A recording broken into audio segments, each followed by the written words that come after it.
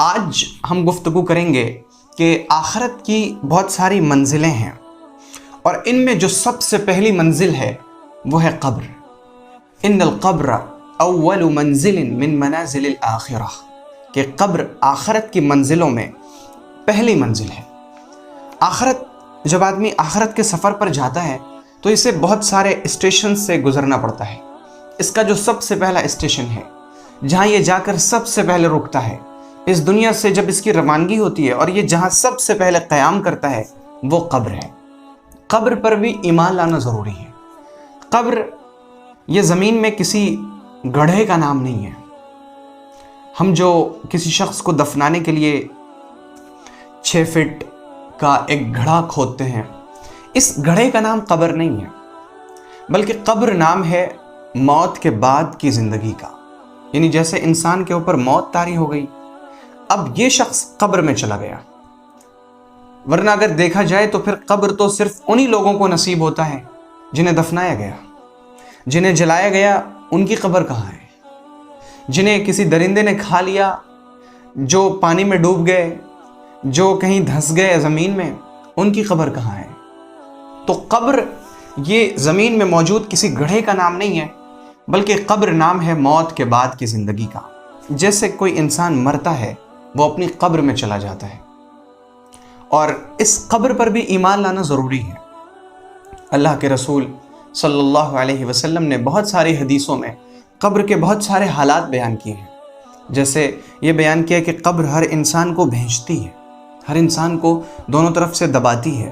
اگر بندہ نیک ہو تو اس کو دبانا ایسا معلوم ہوتا ہے جیسے اس کی ماں نے اسے گود میں لے کر دبایا ہو، اور اگر بندہ برا ہو تو پھر قبر اسے اس طرح بھیجتی ہے کہ اس کی دونوں پسلیاں ایک دوسرے میں گھس جاتی ہیں، اور حضور نے اشارہ کر کے بیان فرمایا کہ یوں جیسے یہ دونوں انگلیاں ایک دوسرے میں گھس گئیں، ایسے اس کی پسلیاں ایک دوسرے میں گھس جاتی ہیں۔ تو یہ قبر میں ہوتا ہے، لیکن ہر انسان کی قبر الگ ہے۔ جسے جلا دیا گیا اسے بھی بھیجا جاتا ہے، جسے دفنا دیا گیا اسے بھی بھیجا جاتا ہے، اور پھر یہ بھی روایت میں ہے کہ جب انسان قبر میں لٹا دیا جاتا ہے اور اس کو رخصت کرنے کے لیے جو لوگ آئے تھے وہ 40 قدم تک دور چلے جاتے ہیں، پھر اس کے پاس فرشتے آتے ہیں اور اس سے سوال و جواب شروع ہوتا ہے۔ تو یہ ہر انسان کی قبر الگ ہے۔ کسی کو اس گڑھے میں جس میں ہم دفناتے ہیں وہاں پوچھ تاچھ ہوتی ہے، کسی شخص کو درندہ کھا گیا تو اس کی روح سے پوچھ تاچھ ہوتی ہے، اس کی روح جہاں بھی ہو۔ اللہ تعالیٰ محتاج نہیں ہے کسی قبر کے گڑھے کا کہ اس سے وہی پوچھ تاچھ کروائے۔ کوئی شخص ڈوب گیا اس سے بھی پوچھ تاچھ ہوتی ہے۔ یہ سارا معاملہ انسان کی روح کے ساتھ ہوتا ہے، اور جس شخص کا جسم جل گیا، جس کا جسم ختم ہو گیا، اس کی روح سے پوچھ تاچھ ہوتی ہے۔ جس کا جسم موجود ہے، باقی ہے، جیسے ہم نے کسی کو قبر میں دفنایا، اس کا جسم گلا سڑا نہیں ہے، تو اس کی روح کو اس کے جسم میں ڈال کر پھر اس سے پوچھ تاچھ ہوتی ہے۔ اور جس کا جسم گل سڑ گیا تو اس کی روح سے یا تو چاہے اللہ تعالیٰ پوچھ تاچھ کر لے، یا اللہ چاہے تو اس کے جسم کو پھر سے زندہ کر دے، پھر اس میں روح ڈال دے اور پھر اس سے پوچھ تاچھ کر لے۔ تو یہ معاملہ صرف قبر کے گڑھے میں نہیں ہوتا۔